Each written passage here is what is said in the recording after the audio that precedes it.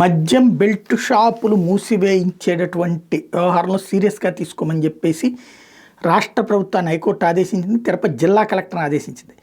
ఇందులో ప్రధానమైనటువంటిది తిరుపతి జిల్లాలో జరిగినటువంటి వ్యవహారం.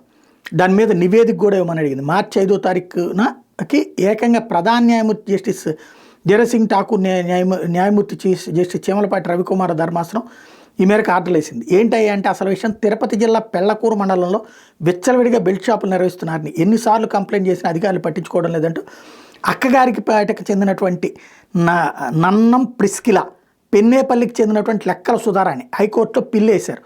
ఈ వ్యాజ్యం మీద సీజే ధర్మాసనం బుధవారం విచారణ జరిపింది. పిటిషనర్ల తరపు సీనియర్ న్యాయవాది పొన్నవోలు సుధాకర్ రెడ్డి, న్యాయవాది మరక్క గారి బాలకృష్ణ వాదనలు వినిపించారు.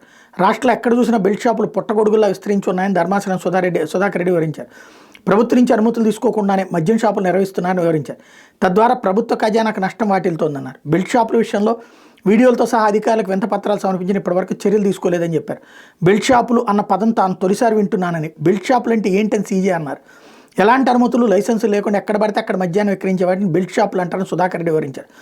ప్రస్తుత సీఎం చంద్రబాబు ఎన్నికల సమయంలో అసలు రాష్ట్రంలో ఎక్కడా బెల్ట్ షాప్ అన్న మాటే వినపడకుండా చేస్తానని, అలా వినిపిస్తే తన బెల్ట్ తీయాల్సి ఉంటుందని ఘనంగా చెప్పారన్నారు.